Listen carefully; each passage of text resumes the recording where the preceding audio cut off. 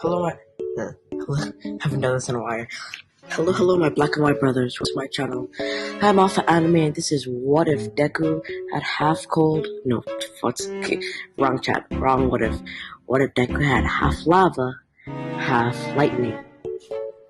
So yeah, I'm gonna do this one. Sorry that I keep taking breaks. Just that I've had a mental block because I've just been really drained and unmotivated. So I've just been helping someone else with other things because that's easier than doing what ifs alone. So yeah. Okay, so let's get into this what if. Where we left off, Aizawa had started beating the crap out of all of the villains in the USJ. While this is going on, the purple mist had showed up behind all the students while they were trying to get away. Okay, so yeah.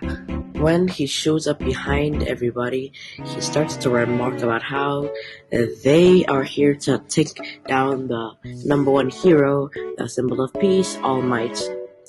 Bakugo and Kirishima jump up and try to attack that giant black mist, but they just go through it, and the mist lets out a small audible "that was close," and then proceeds to teleport everybody in the vicinity, or most of the people in the vicinity, to other places on the USJ map. Deku is teleported to the water biome. When he's about to fall into the water, he sets out some lava to create some sort of land, and then he starts to float. When this happens, a water villain comes out of the water like a shark and almost bites off his ear.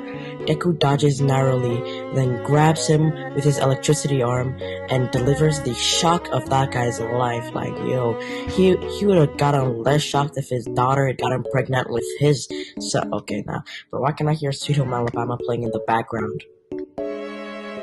Hopefully I don't get copyright claimed if I actually do add it in the background for it to be funny. After he's finished delivering a shock that could shock his ancestors, that stupid villain just drops back into the water. Hopefully he can breathe, because he's knocked the fuck out. Oh, I'm gonna have to cut that part out. Oh, frick. You have to remember, cut that part out. Oh, Jesus. I have to cut that part out. I said the F word by accident. Frick. My mom's gonna be pissed if she sees that. So, yeah. That guy goes down into the water, then Sue comes out and says, "Oh, nice job, Midoriya." With that, I don't know how to do that voice, and I'm probably not ever gonna know how to do that voice. He says thanks, and then she grabs him with her tongue, and then they get onto the boat. After they get on the boat, or right before they get on the boat, Mineta gets a little bit too close and gets Detroit slammed onto the boat because he was being the pervert that I love. I don't care I really don't care if y'all hate me for saying that I like Mineta. Like, my man got his priorities straight. He wants to become hero to get girls, so that's a priority, and I love it. So say what you want in the comments. Don't care at all, cause I like Mineta. Can't change that. And I know half of y'all watch 7 Deadly Sins and you like Meliodas. He's way more bold than Mineta. Like, damn, he went under that girl's skirt multiple times. I'm gonna go into detail, but then y'all who's watched it knows what I'm talking about, and he's bold as hell. So yeah, after Mineta gets slammed on the boat, they start trying to think of a plan, and while they're trying to think, they see that villains are starting to emerge from the water. Mineta specifically starts panicking, saying, "What are we gonna do? What are we gonna do?" Then Sue and Midoriya start thinking, Renetta is just freaking out at this point, and then Sue says, Renetta, are you sure that hero work is the proper thing for you? Renetta says, well, to get girls, I'll do anything. After they're done with that conversation, Sue and Deku continue conversating to find a way to get out of this. When Deku says, alright, I have a plan, but if it doesn't work, we're gonna have to go with something else. They nod their heads, and then Deku fills himself with electricity, and then he jumps off the boat. When he hits the water, all the villains in the vicinity are instantly electrocuted, and they are taken out. Like, yo, it's Pokemon out here, because they conductors at this point. When that's done, Sue grabs Deku with her tongue and then brings him out of the water, and they head back to shore.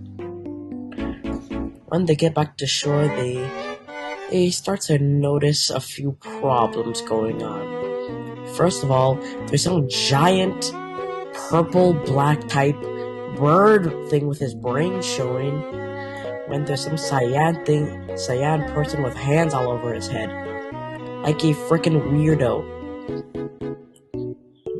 As soon as that weird guy with hands all over his face notices them, he slowly starts to walk up, and then he starts putting his hand out. But before this, they had noticed that Aizawa had been fighting him, and his elbow had started flaking away. As soon as he notices this, he realizes, oh no, he's gonna try and use his some kind of disintegration quirk on Sue. When he gets almost in range, he yells, "Don't touch her!" and then jumps up into the air while creating lightning bolts and a lava shuriken. He throws both at the cyan-haired man, but before he can hit them, the purple thing that was taking out Aizawa rushed there like a freaking, I don't know, like a freight train, or like teenagers when they're at a frat party or like nerds that go to frat parties. Or just me, because I don't like parties in general, so why would I go to a frat party? Hell no. After this, Deku realizes, oh no, this thing stopped it. And then when he realizes, the thing is cut in half, but it regenerates. When he notices this, he also notices, oh no, the cyan-haired person's gonna touch Sue. Then, as soon as this realization hits, Aizawa had stopped the person's quirk, so Sue is fine. Deku, enraged by this, he jumps over to Shigaraki, makes his entire left arm lightning, and then just grabs the cyan male's face and releases all of that electricity onto this man. Like, yo, if he wasn't a villain, I would feel really bad for him. Like, if he didn't, even if he was a villain and he didn't try to kill Sue, I'd feel bad for him, because, like, yo, that would have hurt like hell. When he administers that shock, Shigaraki goes flying back, landing in the water. While he's flying, he yells, "Nomu, kill that kid!" As soon as he yells this, the Nomu blitzes Deku. Deku dodges just in time. Then he starts to use static electricity to move off the ground, which is called static movement. He jumps onto the Nomu, opens the Nomu's mouth, and then proceeds to fill it with lava, and then make the Nomu swallow a giant lightning ball. He jumps away after this. Then the Nomu proceeds to jazz around because it's not shivering, it's just spazzing around. And then you can see that some of the outsides start to melt. But then, even when this happens, it regenerates.